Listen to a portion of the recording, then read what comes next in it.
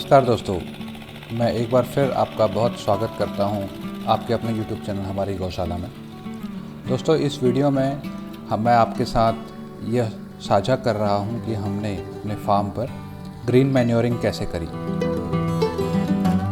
तो हमने green manuring करने से पहले अपने खेत को अच्छे से जोत लिया था और इसमें हमने सोचा था कि हम इसमें सन हेम्प उगाएंगे, जिसको सनई और सन भी बोलते हैं।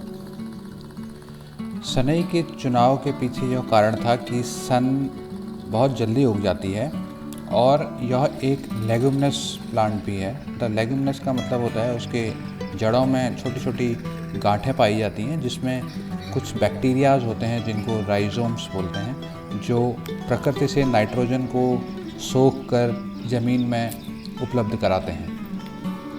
तो ये प्राकृतिक तौर पर अपनी ज़मीन में नाइट्रोजन मात्रा को बढ़ाने का काम करते हैं। तो हमने जुताई के बाद सनई को बो दिया था, जो कि ये काम हमने जून के आखिरी हफ्ते में लगभग किया था, क्योंकि हमको इसमें तराई की आवश्यकता पड़ती है। तो बारिश से ही वो पानी उपलब्ध हो जाए, इसलिए हमने जून लास्ट में ये काम किया। और देखिए, लगभग 19 दिन के बाद पौधे लगभग इस आकार के हो गए थे और लगभग 25 दिन के बाद नज़ारा कुछ ऐसा था। थोड़ा सा बारिश देर से हुई थी, इसलिए इसकी ग्रोथ उतनी नहीं हो पाई, लेकिन जब एक बार बरसात शुरू हुई तो इसकी बढ़ने की जो गति थी उसमें काफ़ी तेज़ी आ गई थी और ये काफ़ी तेज़ी से बढ़ने लगी।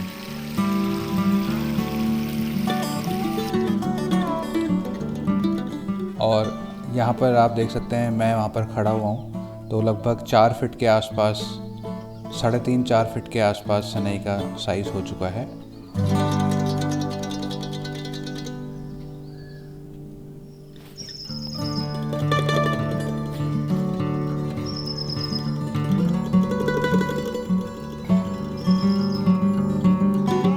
और अभी ये लगभग मेरी ऊंचाई के बराबर हो गई है। कुछ पौधे इसमें से लगभग 6 फीट के हो चुके हैं।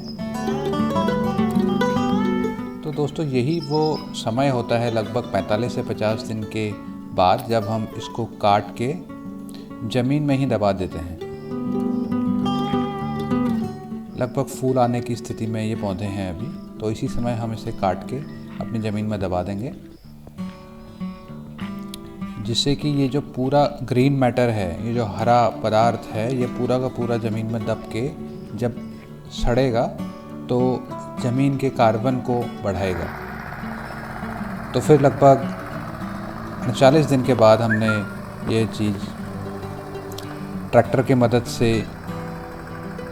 अपने ही ज़मीन में और मिट्टी में दबा दी, जैसा कि आप देख रहे हैं। दोस्तों, यह एक बहुत अच्छा तरीका है, एक प्राकृतिक तरीका है कि आपको अपनी ज़मीन की उर्वरता को अगर आपको बढ़ाना है तो हम यह काम कर सकते हैं।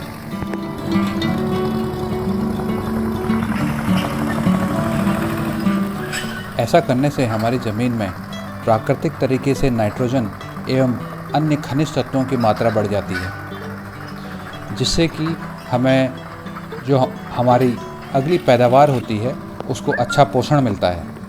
और ऊपर से हमें बाहरी रासायनिक पदार्थों जैसे रासायनिक खादों का उपयोग भी कम करना पड़ता है।